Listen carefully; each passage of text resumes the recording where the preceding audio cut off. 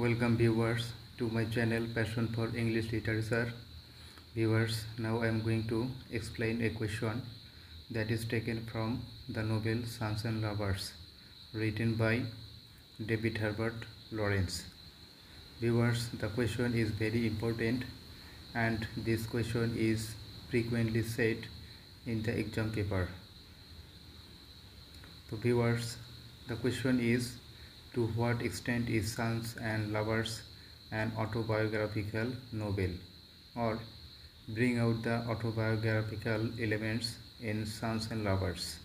Viewers, those who have not subscribed to my channel are requested to do so, and thank those who have already subscribed. Let's get started. তো viewers, যে কোনো প্রশ্নের উত্তর পড়ার আগে প্রশ্নটি খুব ভালোভাবে উপলব্ধি করতে হয় এবং বুঝতে হয়। অ্যাজ দ্য সেই, যে কোনো প্রশ্ন ভালোভাবে বোঝা মানেই হচ্ছে প্রশ্নের অর্ধেক বুঝে ফেলা। তো ভিউয়ার্স, প্রশ্নটি হচ্ছে, to what extent is Sons and Lovers and autobiographical novel? The Sons and Lovers উপন্যাসটি কী পরিমাণ আত্মজীবনীমূলক উপন্যাস?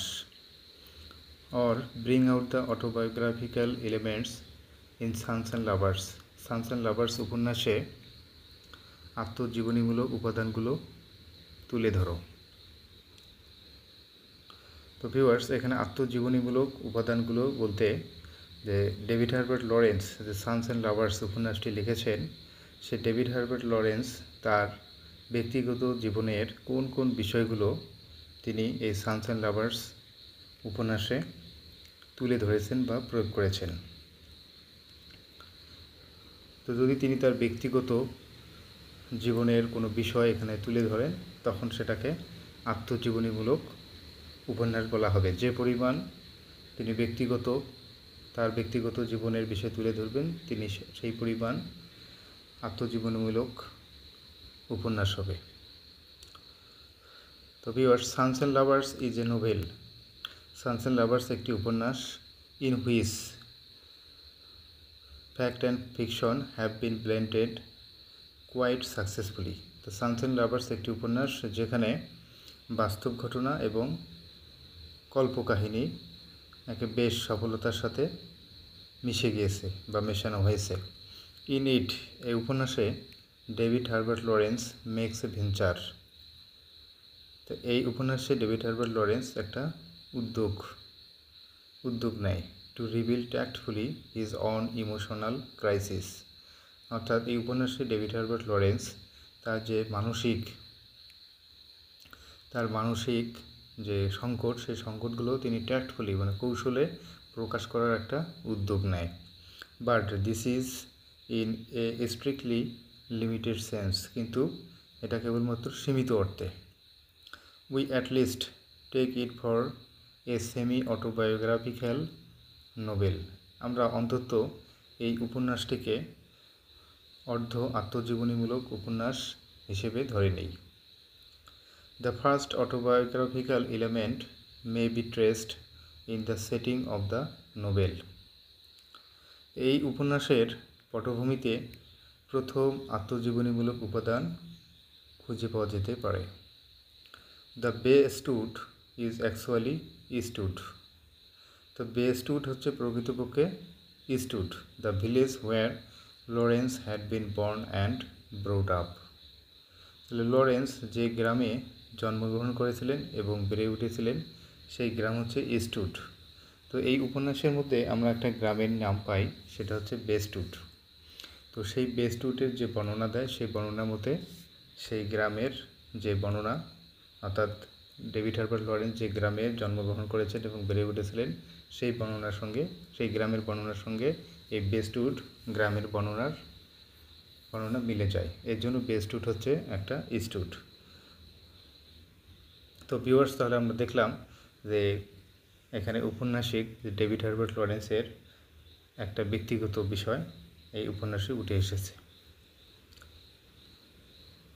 Lawrence's boyhood experience of coal mining in his native village has been enabled him to give a very realistic description of the miner's life and doings. তো David Herbert লরেন্সের যে নিজের গ্রাম, সেই গ্রামে যে কয়লা খননের তার যে বাল্যকালের অভিজ্ঞতা, সেই অভিজ্ঞতায় খনি শ্রমিকদের জীবন এবং কর্মকাণ্ডের একটা বাস্তবসম্মত বর্ণনা দিতে তাকে সক্ষম করেছে। অর্থাৎ ডেভিড হার্বার্ট লরেন্স তিনি তার যে গ্রামে ছিলেন, সেই গ্রামে যে কয়লা খনি খনন করা হতো, সেই কয়লা খনি খনন করা সম্পর্কে তিনি বাল্যকালে যে অভিজ্ঞতা অর্জন করেছেন, সেই অভিজ্ঞতার কারণেই সেই খনি শ্রমিকদের জীবন এবং সেই খনি শ্রমিকদের যে কর্মকাণ্ড, এগুলোর একটা বাস্তবভিত্তিক একটা বর্ণনা দিতে সক্ষম হয়েছে এই David Herbert Lawrence. The hero of the Nobel পল মরেল, এই উপন্যাসের একজন নায়ক, তার নাম হচ্ছে পল মরেল। দ্য মিডল্যান্ড মাইনার সান, সে হচ্ছে মিডল্যান্ড খনি শ্রমিকের সন্তান। ইজ ইনফ্যাক্ট লরেন্স হিমসেলফ, সে হচ্ছে নিজেই লরেন্স। অর্থাৎ লরেন্স এই উপন্যাসে নিজেকে পল মরেল হিসেবে উপস্থাপিত করেছে। অর্থাৎ লরেন্সের যে ব্যক্তিগত জীবনের সঙ্গে এই উপন্যাসের যে নায়ক পল মরেলের জীবনের সাদৃশ্য রয়েছে। Again Gertrude Morel and Walter Morel bear great resemblances to Lydia Lawrence and Arthur Lawrence. আবার দেখা যায় যে গার্ট্রুড মরেল এবং ওয়াল্টার মরেলের সঙ্গে লিডিয়া লরেন্স এবং আর্থার লরেন্সের একটা অনেক সাদৃশ্য রয়েছে। এখানে গার্ট্রুড মরেল, সে হচ্ছে এই পল মরেলের মাতা, আর লিডিয়া লরেন্স হচ্ছে আপনার ডেভিড হার্বার্ট লরেন্সের মাতা। তাহলে এই গার্ট্রুড মরেল এবং লিডিয়া লরেন্সের সঙ্গে একটা মিল থাকে। আবার ওয়াল্টার মরেল, সে হচ্ছে পল মরেলের পিতা, অর্থাৎ গার্ট্রুড মরেলের যে হাজব্যান্ড। আবার তার সঙ্গে লরেন্সের যে বাবা আর্থার লরেন্সের একটা মিল রয়েছে। As Paul's mother in the novel, Lawrence's mother was a high minded and pious women. তাহলে এই উপন্যাসে পলের যে মা, সেই মায়ের মতোই লরেন্সের মা উচ্চমনা এবং একজন ধার্মিক মহিলা। অর্থাৎ উপন্যাসে যে পলের মা গার্ট্রুড মরেল, তিনি একজন উচ্চমনা এবং ধার্মিক মহিলা। আবার লরেন্সের মা লিডিয়া লরেন্স, তিনিও একজন উচ্চমনা এবং ধার্মিক মহিলা। তো এই দিক দিয়ে দেখা যাচ্ছে যে কবির ব্যক্তিগত জীবন, অর্থাৎ কবির পিতামাতার সঙ্গে এই উপন্যাসের যে নায়কের পিতামাতারও একটা সাদৃশ্য রয়েছে। Lawrence's mother hated dirt and drink and poverty. লরেন্সের মা লিডিয়া লরেন্স, তিনি এই ধুলা, ময়লা, মদ্যপান এবং দারিদ্রতাকে ঘৃণা করতেন। And so does Paul's mother in the Nobel. এবং এই উপন্যাস সানস অ্যান্ড লাভার্স উপন্যাসে যে পলের মা, তিনিও এই ধুলা, ময়লা, মদ্যপান এবং দারিদ্রতাকে ঘৃণা করেন। The parents of Lawrence never enjoyed A happy conjugal life as in Sons and lovers. তো লরেন্সের যে পিতামাতা, তারা এই সানস অ্যান্ড লাভার্স উপন্যাসে যে পিতামাতা আছে, সেই পিতামাতার মতোই একটা সুখী দাম্পত্য জীবন কখনোই উপভোগ করতে পারেনি। অর্থাৎ লরেন্সের যে পিতামাতা লিডিয়া লরেন্স এবং আর্থার লরেন্স, তারা ব্যক্তিগত জীবনে একটা সুখী দাম্পত্য জীবন উপভোগ করতে পারেনি। এই উপন্যাসের মধ্যেও আপনার পল মরেলের যে পিতামাতা গার্ট্রুড মরেল এবং ওয়াল্টার মরেল, তারাও কখনো সুখী দাম্পত্য জীবন উপভোগ করেনি।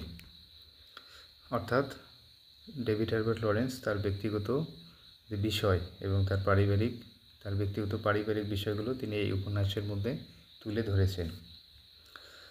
As Gertrude Morel, Lydia Lawrence's mother also after her bitter frustration and acute dissatisfaction with her married life transferred her affections to her sons, first to William Ernest and then to David Lawrence.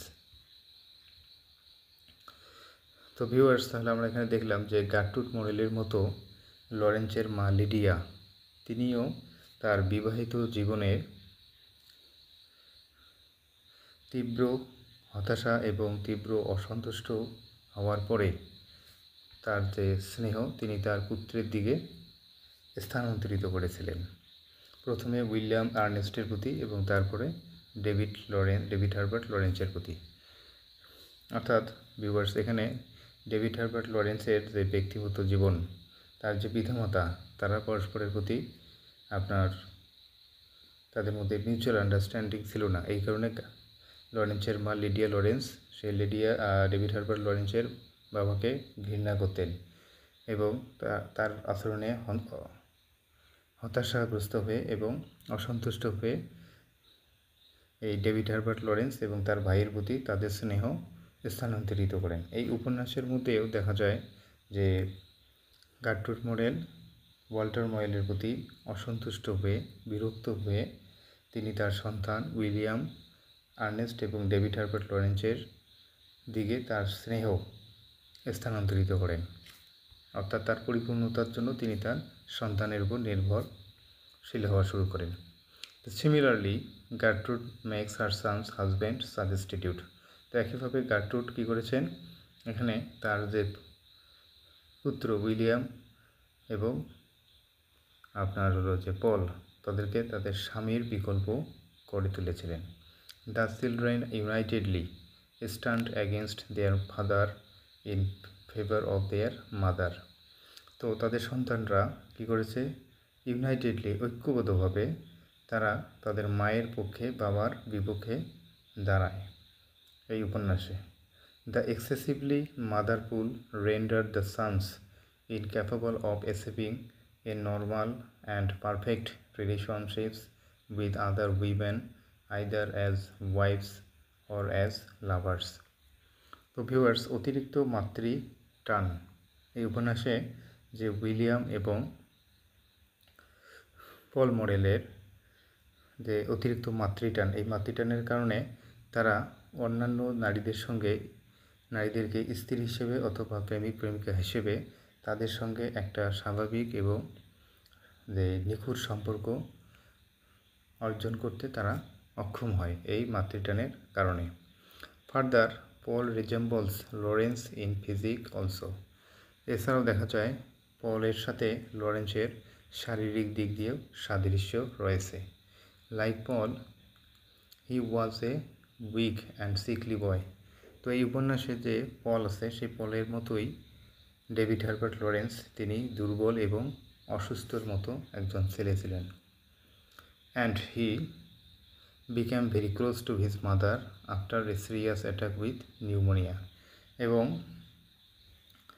এই David Herbert Lawrence তিনি কী ছিলেন, নিউমোনিয়ায় গুরুতর অসুস্থ হয়ে তার মায়ের খুব ঘনিষ্ঠ হয়েছিলেন। In his love affair too Paul resembles Lawrence. তো প্রেমের সম্পর্কের ক্ষেত্রেও এই ডেভিড হার্বার্ট লরেন্সের সাথে পলের অনেক সাদৃশ্য রয়েছে। Jessie Chambers was a dreamy girl as Miriam in the novel is.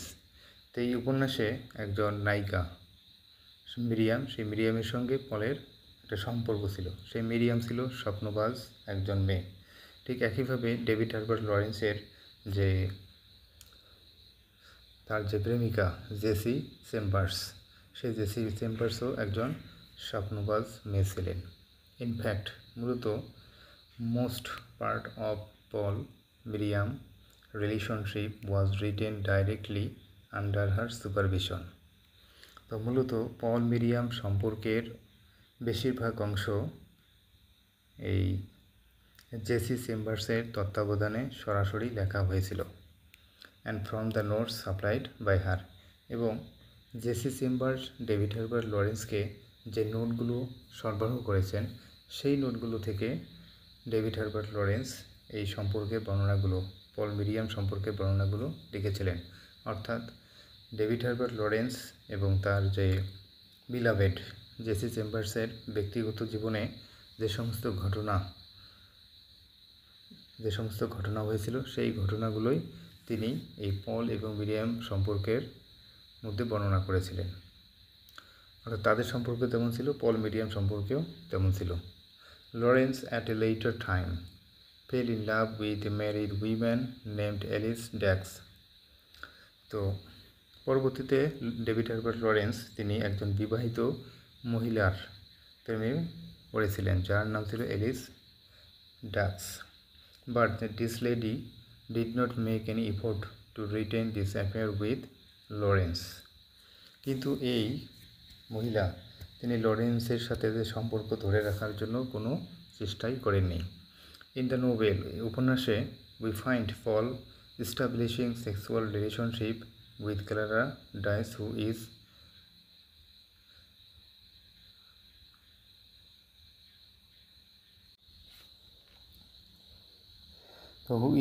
very sensual. তো এই উপন্যাসের মধ্যে আমরা দেখতে পাই যে পল ক্লারা ডাইসের সঙ্গে একটা যৌন সম্পর্ক প্রতিষ্ঠা করে, যে ক্লারা ডাইস আছে খুবই কামুক। ইভেনচুয়ালি অবশেষে Clara Dawes breaks off her adulterous relationship with Paul, just as Alice had broken her love affair with Lawrence. তো অবশেষে দেখা যায় ক্লারা ডাইস যে হচ্ছে পলের সাথে একটা ব্যভিচারী যে সম্পর্ক রাখে সেই সম্পর্কটা সে ছিন্ন করে, ঠিক যেমন করে এলিস এই ডেভিড হার্বার্ট লরেন্সের সঙ্গে তার প্রেমের সম্পর্কটা ছিন্ন করে। Further, there is a close resemblance between the circumstances of the death of Paul's mother and that of Lawrence's mother. এছাড়াও পলের মায়ের মৃত্যুর অবস্থা এবং ডেভিড হার্বার্ট লরেন্সের মায়ের মৃত্যুর অবস্থার মধ্যেও একটা ঘনিষ্ঠ সাদৃশ্য রয়েছে। টু সাম আপ, সংক্ষেপে Paul Morel resembles Lawrence in many respects. তো সংক্ষেপে দেখা যায় পল মোরেলের সঙ্গে অনেক দিক থেকে লরেন্সের সাদৃশ্য রয়েছে, but still the resemblance does not occur in every detail. কিন্তু তারপরও প্রত্যেকটা বর্ণনায় সাদৃশ্য দেখা যায় না। The real autobiographical interest lies in the faithful portrayal of domestic friction, disintegration of family life, and the unusual sexual relation of Lawrence with several women in his youth. অর্থাৎ এখানে বলছে দ্য রিয়েল অটোবায়োগ্রাফিক্যাল ইন্টারেস্ট, প্রকৃত আত্মজীবনীমূলক যে interest বা এখানে যে উপাদান, প্রকৃত আত্মজীবনীমূলক উপাদানগুলো লাইসিন নিহিত, কোথায় নিহিত, যে ডোমেস্টিক ফ্রিকশন পারিবারিক যে বিরোধ, ডিসইন্টিগ্রেশন অফ ফ্যামিলি লাইফ পারিবারিক জীবনের ভাঙ্গন, and the unusual sexual relation of Lawrence with several women in his youth, এবং যৌবনে ডেভিড হার্বার্ট লরেন্সের কয়েকজন নারীর সঙ্গে তার যে অস্বাভাবিক যৌন সম্পর্ক, সেই যৌন সম্পর্কের যে বিশ্বস্ত চিত্রে হলো যে প্রকৃত আত্মজীবনীমূলক উপাদান নিহিত। অর্থাৎ এখানে আমরা দেখি যে ডেভিড হার্বার্ট লরেন্সের যে পারিবারিক জীবনে কলহ ছিল, বিরোধ ছিল, আমরা এই উপন্যাসে পল মোরেলের ব্যক্তিগত জীবনে, পারিবারিক জীবনে আমরা কলহ দেখি। ডিসইন্টিগ্রেশন অফ ফ্যামিলি লাইফ, তো লরেন্সের যে পারিবারিক জীবনেও ভাঙন দেখা যায়, আবার এই উপন্যাসে পলের যে পারিবারিক জীবন সেখানেও ভাঙন দেখা যায়। তারপর হলো দেখা যায় যে ডেভিড হার্বার্ট লরেন্সের তার যৌবনে কয়েকজন নারীর সঙ্গে তার হলো যে অস্বাভাবিক যৌন সম্পর্ক ছিল। ঠিক একইভাবে এই উপন্যাসে পল মোরেলের সাথে কয়েকজন নারীর সঙ্গে যৌন সম্পর্ক ছিল। এই দিক দিয়ে দেখা যাচ্ছে যে লেখকের অর্থাৎ উপন্যাসিক ডেভিড হার্বার্ট লরেন্সের যে ব্যক্তিগত জীবন, পারিবারিক জীবনের সঙ্গে এই উপন্যাসে যে নায়ক তার ব্যক্তিগত জীবন এবং তার পারিবারিক জীবনের অনেক সাদৃশ্য রয়েছে। এই দিক দিয়ে ডেভিড হার্বার্ট লরেন্সের সানস অ্যান্ড লাভার্স উপন্যাসটি হচ্ছে একটি আত্মজীবনীমূলক উপন্যাস। Thank you viewers for watching the video. If you think that the video is helpful to you, you are requested to subscribe the channel.